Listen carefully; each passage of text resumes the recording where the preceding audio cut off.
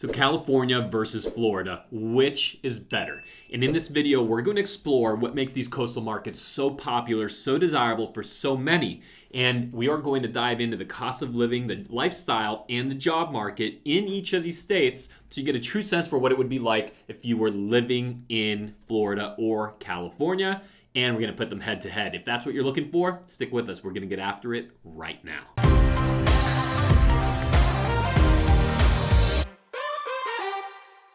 So the first thing you think about with either of these two states are the beaches, and there's certainly some of the most beautiful beaches in the nation, no question about it, but they are dramatically different. And so we're going to take a look at everything from the scenery, the surf, the water temperature, all of it, and let's start with California. The number one thing that you jumps out as we look at California and then, of course, versus Florida in terms of scenery is that we have mountains. And our mountains, of course, we have the tallest mountain in the contiguous United States, which is Mount Whitney. It's, of course, the tallest mountain outside of any that we have outside of Alaska. So those mountains go all the way to the ocean, and on our oceans, you have these dramatic cliff lines. And so you get these beautiful views, these rugged just scenery that you have in California.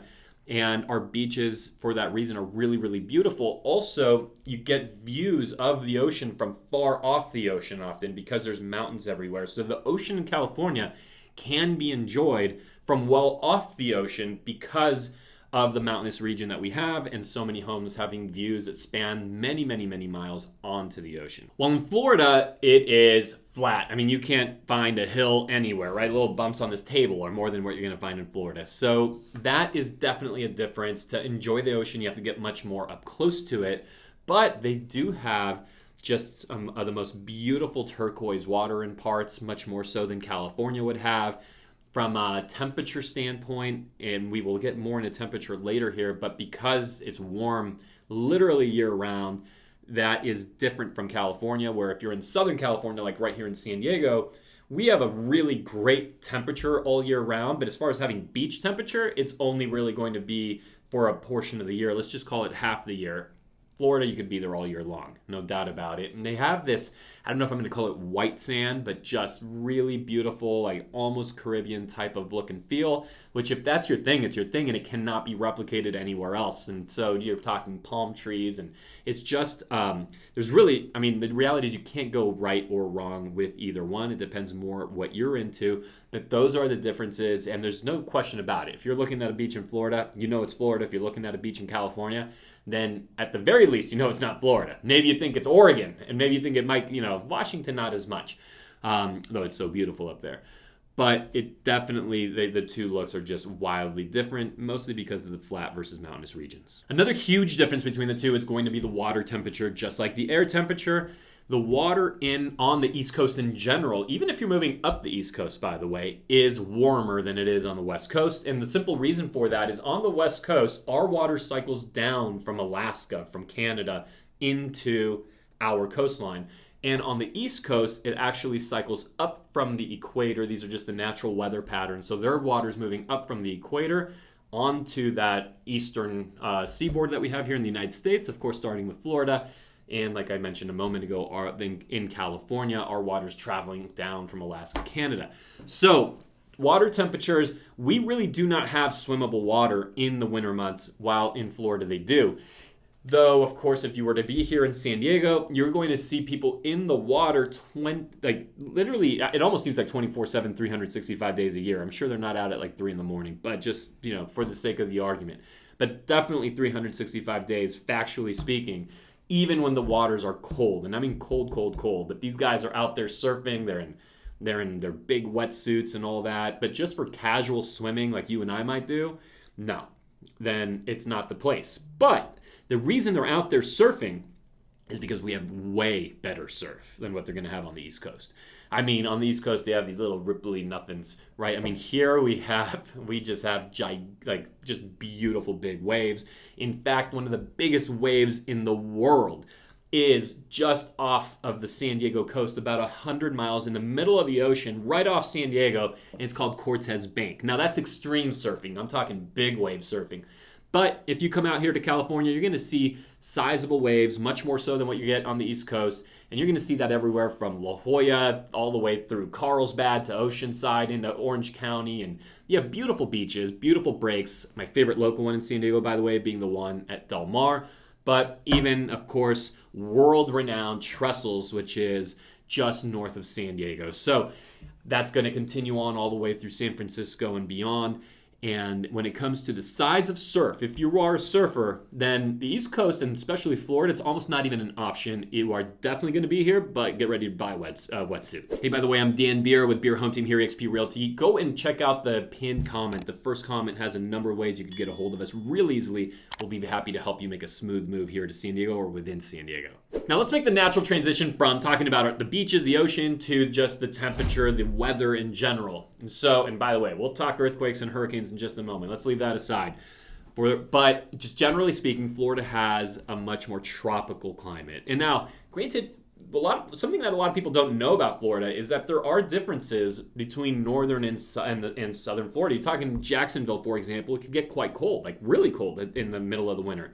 But when we're talking Florida, especially that southern half, and you're going anywhere from, call it, the Tampa area down into Fort Myers, around the Bend, and up, of course, to Miami, not to mention the Keys, it's tropical, tropical, tropical.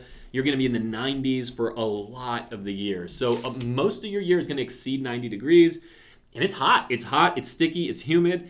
And some people love that. I mean, my wife, for example, grew up in a place that's the climate, and she goes to a place like Florida, and it just lights her up. But if you're from a place like California, and especially somewhere like San Diego, we're not used to humidity, right? We have a much more temperate climate. It gets a lot colder at times, a lot warmer at others. Though, of course, San Diego is known for that kind of sticking around 70 degrees, never too hot, never too cold. But don't make any mistake about it. We also, in the middle of winter, have our mornings that are in the 40s, and we have our highs that never exceed 60. And that'll happen to us during our winters. In Florida, it's a lot harder to get a break from that. So what do we make of it? If you're a seasons person, California's going to be your place. If you're comparing California to Florida, definitely that's going to be your spot. If you're, I need to be in shorts, flip-flops, and I want to feel retired Tommy Bahama, just, drink my margarita, what do they call the thing, Margaritaville, Jimmy Buffett. If that's your vibe, then you're a Florida person. But just know that you are going to get a lot less variability in Florida than here, except for, now let's go to that big elephant in the room, the earthquakes and hurricanes. Which one do you want? Pick your poison, right? So which one is it? I'll tell you. Florida, you're going to have to experience the hurricane season, which is going to run from about June through November. And that's a long time. We're talking June, July, August, September, October, November, 6 darn months of hurricane danger. Now, does it typically happen in June? No. But as you move deeper into that summer and those waters, basically what happens is the water in the ocean, the Caribbean region, it heats up so much in a way that just makes the weather people up there just go, and it dumps like hard. You've seen what happens. And sometimes we can, even though I'm playing around with it a little bit right now, the reality is sometimes that those can be tragic, and you've seen all the stories. They can wipe out neighborhoods. And so with that also comes more insurance that you're going to have to carry. Hurricane insurance is a thing there. So it's at the same time, I know so many people in Florida. Guess what? They're okay, they're alive, they're kicking, they're well. It's all good, but it's something they get used to, and they think we're the crazy ones, right? I'm just speaking this way because I'm in California, and so I'm thinking, well, hey, what's a little shake here or there? No big deal. But for them, it's like, you guys are absolutely out of your mind over there in California where the ground's shaking. And so it's just, what are you used to? Now, if you're going to be in California, there's different degrees of earthquake. Okay, there's what San Diego typically experiences, and then there's what LA might experience, San Francisco experiences. And just generally speaking, please do not take this as any kind of statement of any sort of zero ability to predict the future. For all I know, all of California is going to fall over tomorrow. Okay, so I have no clue what's going to happen. But generally speaking, San Diego has experienced far more mild earthquakes. than if you move up the coast. And they get kind of more aggressive as you move toward Los Angeles and then toward the San Francisco region. Now, that's just based on history. Again, it doesn't mean anything about the future. But if you're thinking about California and you're thinking about maybe the most beautiful region in California with the least amount of earthquake history and with some of the most affordable coastal, just beautiful property that you're going to find on the California coast, San Diego, well, look, there's a reason why I'm here. There's a reason why a lot of us move here. And there's also a reason why a lot of San Francisco and LA over the last few years have been moving south into San Diego, while I have to also admit that some San Diegans have said, California, I'm done with you, and they've been ditching out to places like Florida, places like Tennessee, places like, Texas and so on. But some of that is driven by more than the lifestyle, the weather, etc., and has has other motivations, and we can get into that in another video. And I'm not judging it right or wrong, but I'm just suggesting that yes, we have some some migration out, but we get the San Franciscans and LA folks that want somewhere that's a little bit more just right, beautiful, zen, and a little bit less earthquake historically. I mean, listen, Northridge. Remember Northridge? It happens. The Great San Francisco earthquake of 1903. Get it? It happens. But before we let go of the topic, what comes with earthquakes in terms of other weather? Nothing. But what comes with those hurricanes? Anyway, the rain in Florida. I mean, you're going to get rained on all year long, and I'm not just suggesting during hurricane season. So you just be ready that it's going to be a little bit more wet. Look, again, it's tropical. So if you love that, if you go to, say, you love traveling to a place like Thailand, Southeast Asia, or into Hawaii at times, and it's just rainy, then sunny, then rainy, and it changes. That might be your jam. You'll love it. If you want to just sort of look up and see some bluebird skies on most every day, then California might be more your thing. But careful, not Northern California. There you're going to get a lot more cloudiness. So you're talking Southern California. In that case, if you want more seasonal change and you want to kind of ratchet that up, now you start moving north and you're moving more toward Northern California. So there's the differences.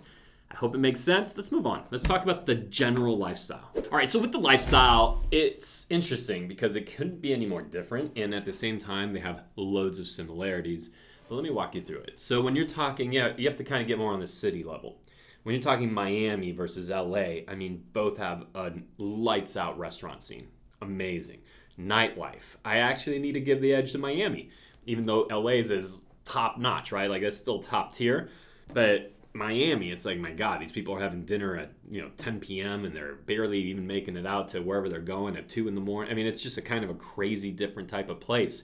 And I appreciate that. I don't know if you know this about me, but I didn't grow up in Mexico City. I grew up here in San Diego. I was born in Mexico City, and I have a lot of family there. And so it's kind of has that energy to it, and it's a very cool, thing. So anyway, from a restaurant, glitzy, lifestyle, all that, like, you have it in both places. Miami probably takes it up a level, but LA, that's kind of your LA versus Miami. Then you have your other kind of cities that in Florida kind of start to look a lot alike. I mean, there's not a huge variance in what you're going to find from Boca to St. Pete to Clearwater, Florida to Tampa a lot is going to be kind of similar. While in California, you have the differences between San Diego and San Francisco. Those two cities couldn't be any more different. And Santa Barbara has its absolutely own feel, where if I were to blindfold you, drop you into Santa Barbara and say, hey, where are you? You'd be like, shit, I think I'm in Santa Barbara. So there's a lot more variance in that way. And then also because of our just geography with our mountains and then our beaches and then our deserts, so much more going on, right, in terms of what you can have. You can literally live in the desert. You can live in the mountains, in a ski town in California. Lake Tahoe, as I'm filming this right now, literally Lake Tahoe is having 8 feet dumped on it. 8 feet, okay, of California skiing, of course, right on that Nevada border bit. I'm talking on the California side. So you have some of the snowiest, most mountainous regions, and you can live in that environment. You could live in the beach environment. You can live in a desert environment. You could be on farms. So, I mean, it's literally anything and everything you'd possibly want in terms of lifestyles that you can find are in California. While it's going to be a little bit more sort of not that much variance. I don't know how else to say that, right? In if you're going to choose Florida as a lifestyle. Now, both of them, in general, you can find a laid-back feel, a relaxed feel. They both have the coastal thing going on. There's a lot of really nice diversity in terms of population in both states. Just a lot of people from all over the world really tend to move to both states. And so for those reasons, you might find a lot of similarities. But if you're looking for a place where you can literally wake up on the beach, have breakfast, go skiing, and then sleep in the desert, there's nothing like California. And by the way, there might not be anything like California anywhere in this world. It's a special place for a reason.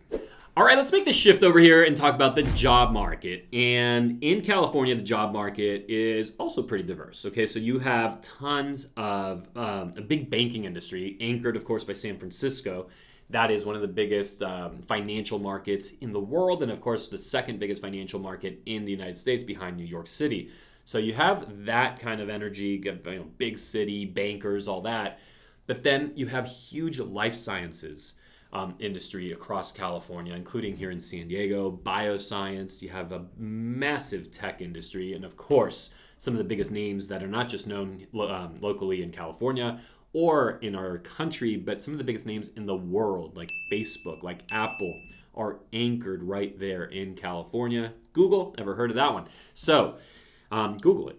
And of course, this conversation about job market in California wouldn't be complete without just mentioning the entertainment industry. And again, it is such a cool thing where it's not just California's entertainment industry or our countries, but literally people across the world watching our movies, our shows, and it's anchored right here. And of course, that is gigantic industry employing loads of people. I mean, the old cliche of kind of being at a restaurant in LA and your waiter is actually then going to their audition a minute later, and then 2 months later you notice they're on some TV show. I mean, that's literally the way it is. It's a huge industry. And we're going to wrap up the conversation here on California's job market with something that actually shares so much in common with Florida. It'll be an easy transition. They have tourism up the, this California. We're going to start there.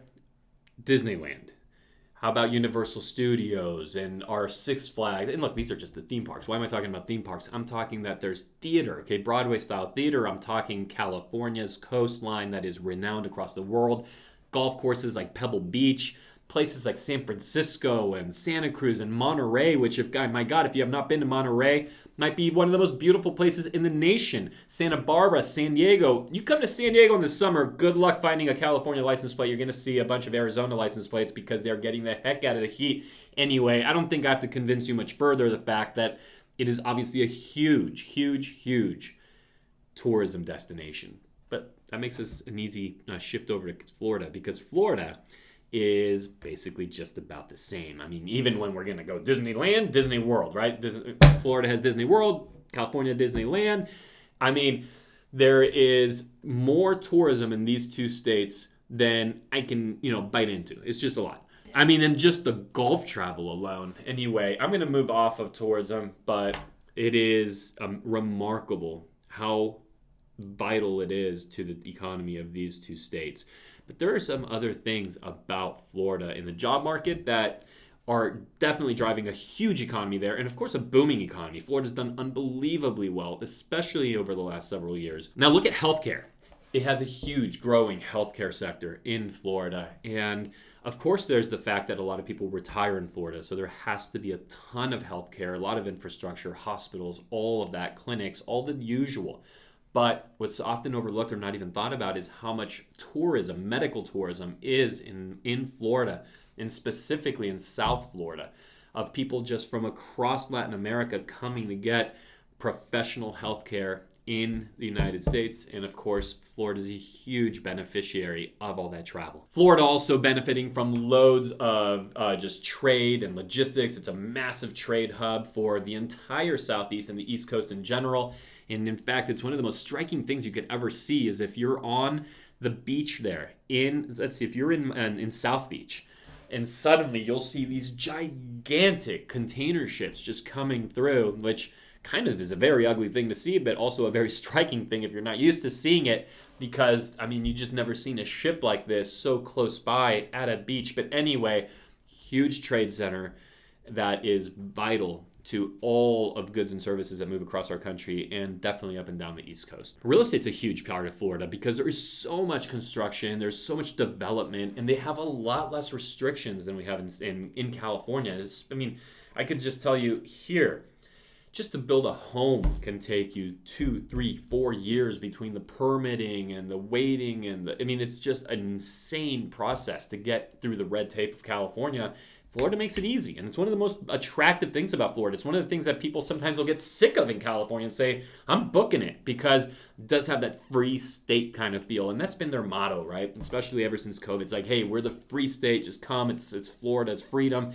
And there is a lot of truth to that, and you can see it just tangibly in a factual way that can't be argued with. It's not political, it's just there. It's just fact that when it comes to construction development, it is a lot easier to get things done, and some people love that. All right, we're going to wrap this video up just talking now cost of living, and natural place to start would be home prices. So in California, $793,000 median home price.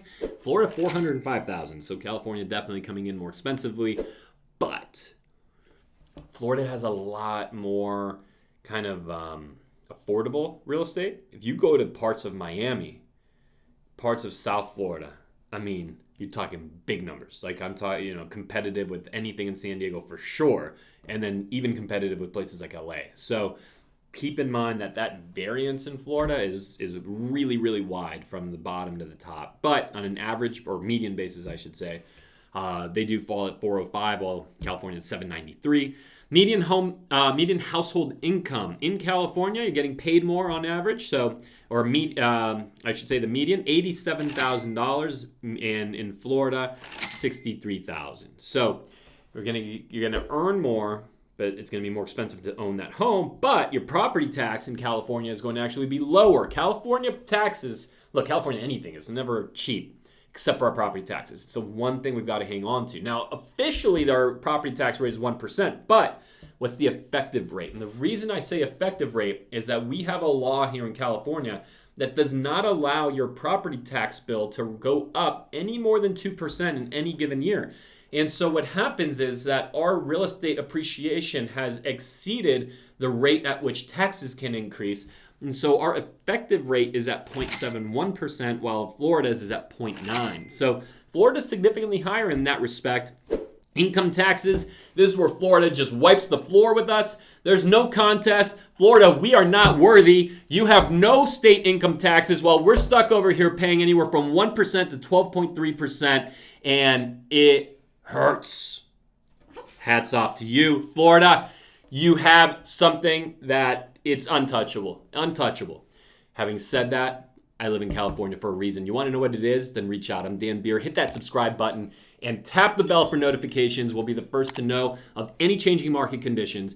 And I want you to make sure that you know that you can go to the comments. I answer every one of them personally. And of course, check out that first pinned comment where people like you are sending us text messages, phone calls, emails every single day, that we're getting on Zoom calls even, and helping you make a smooth move either within San Diego or to San Diego. And I can't wait to meet you and see you.